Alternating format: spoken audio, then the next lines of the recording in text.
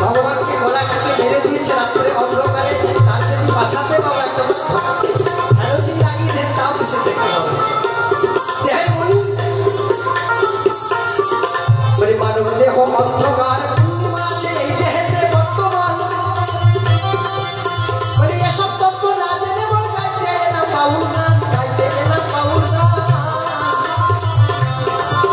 বলে গয়া আকাশে বৃন্দাবন শান্ত কবর খনে নাম জলে সাগরে বল কাশতে কাশতে বাড়িয়ে নি মন তুই ঠিক করে নি, ওরে মোর কি করলি, ওরে মোর কি করলি।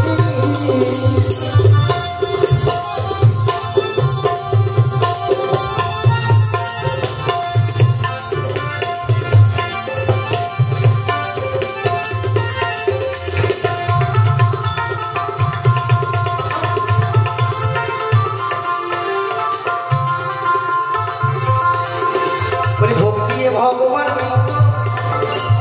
তাই না, আমরা হিন্দুরা আমরা ঠাকুরের কাছে আসি কত সুন্দর বড় বড় ভক্তি। যদি ভক্তি ভগবান মিলত আবার আল্লাহ মিলত সিন্নিতে, তাহলে বড় করে ভোগ সাজায় রাজা পারত কিনিতে, বড় বড় বাদশা পারত কিনিতে।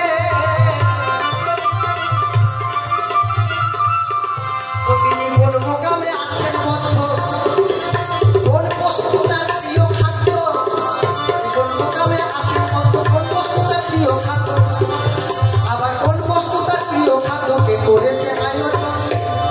একদিন নারদ ভগবানকে বলছেন, হে প্রভু, এই যে আপনার ভক্তরা এত এত ভোগ দেয় আপনাকে, কত ফল ফুল দিয়ে আপনার পূজা করেন, আপনি কোন জিনিসটা খান?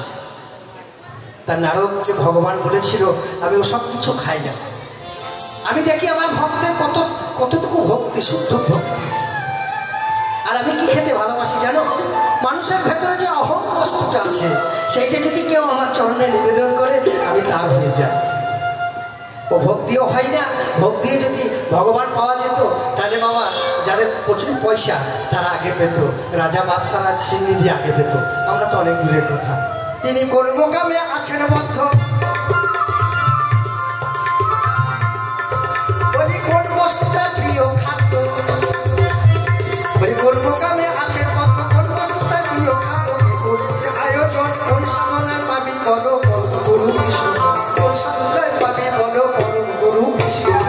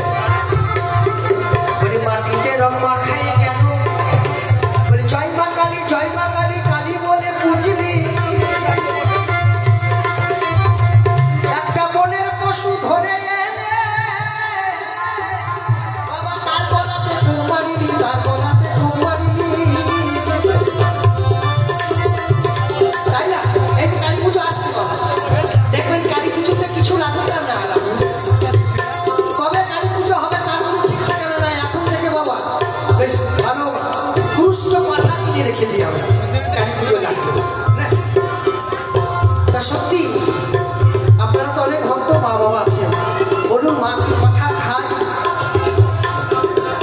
আমি এক সাধু বাবাকে জিজ্ঞাসা করছিলাম, সাধু বাবা ওই মায়ের পূজাতে পাঠাগুলি দেয় কেন? তা সাধু বাবা আমাকে বলেছিলেন যারা মাংস খায় তারাই দেয়, আর যারা খায় না তারা দেয় না। দেখিস ভালো করে, অনেক কিছু আছে, কেউ মায়ের গঠন দেয়, কেউ মাকে সোনা পড়ায়, ফুল দেয়, ফল দেয়, কিন্তু যারা মাংস খায় তারাই দেখবে পাঠা দেয়। মা কি পাঠা খায়? মা মাংস খায়। পঞ্চমকারে মায়ের সাধন আছে বাবা, মদ মাংস মুদ্রা মৎস্য মৈথুন, এই দিয়ে মাকে ভক্তি করতে হয়। আমরা তা তো করি না, যেমন হিন্দুরা করি না, আমার মুসলিম ভাইরাও করে। অবশ্যই কোরবানি দিতে হয়, যেমন ইব্রাহিম কোরবানি দিয়েছিলেন, নিজের প্রিয় জিনিস, নিজের প্রিয় বস্তু ধনকে যিনি কোরবানি দিতে পারে তার কোরবানি হয়। মা বলি খায়, আমার অহং বস্তু, যেমন দাতা কর্ণ বলি দিয়েছিলেন, বিশ্বকথিকে নিজের একমাত্র সন্তানকে বলি দিয়েছিলেন, সেইভাবে কেউ দিতে পারি কেন? আমরা তা দিই না, বাজার থেকে নিয়ে এসে বলি রে মা পাঠা খা, বলি মাটিতে রং মাখায় কেন জয় মা কালী, কালী বলে ওই একটা মনের পশু ধরে এনে তার গলাতে কোরবানি, তার গলাতে কোরবানি। তোমাদের ঘরে আছে কাম পাঠা, এই ঘরের ভেতর আছে, রাস্তা দিয়ে মা বোনেরা যায়, মা বোন ভুলে গেছি, হরিবল হরিবল। এখন যা বাজা একটু ভালো একটু শুনতে হলে পাও, তার পেছন ধরি আমার, দেখছিস জিনিসটা কেমন যাচ্ছে, মা বলে সম্মান দিই না। তোমাদের ঘরে ঘরে ঘরে আছে কাম পাঠা,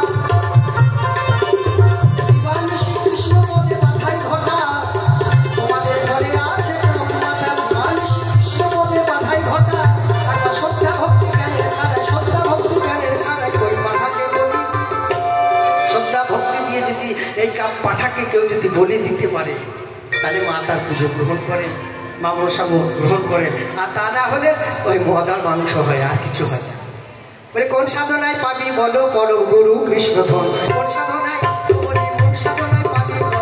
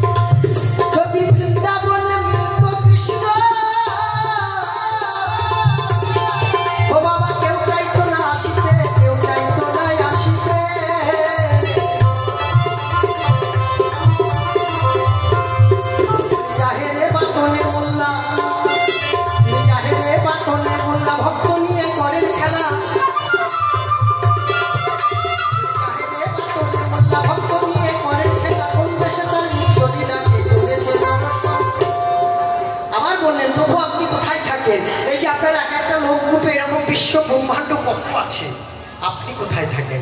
সেদিন নারদকে ভগবান বলেছিলেন নাহং তিষ্ঠামি বৈকুণ্ঠ, নাহং তিষ্ঠামি যোগিনাম হৃদয় হচ্ছে মদ্ভক্তায়, হে তিষ্ঠামি। নারদ, আমি মন্দিরে থাকি না, আমি মসজিদেও থাকি না, আমি মোটা মোটা মালা পরা বড় বড় চুল আর সাধুর কাছেও থাকি না। আমি কোথায় থাকি জানো?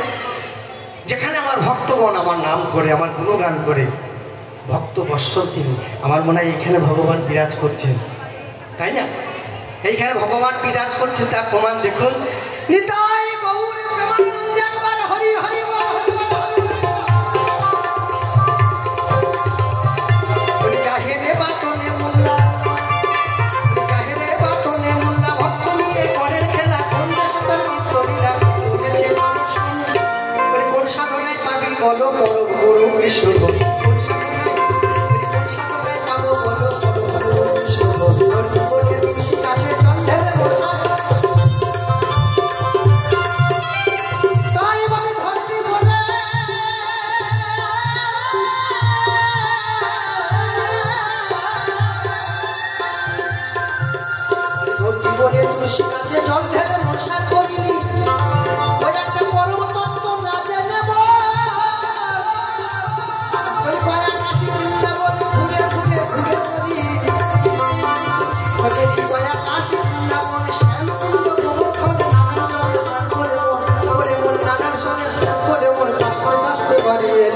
মন তুই ঠিক করিলি, ওরে মন ঠিক করিলি, ওরে মন ঠিক করিলি, ওরে মন ঠিক করিলি,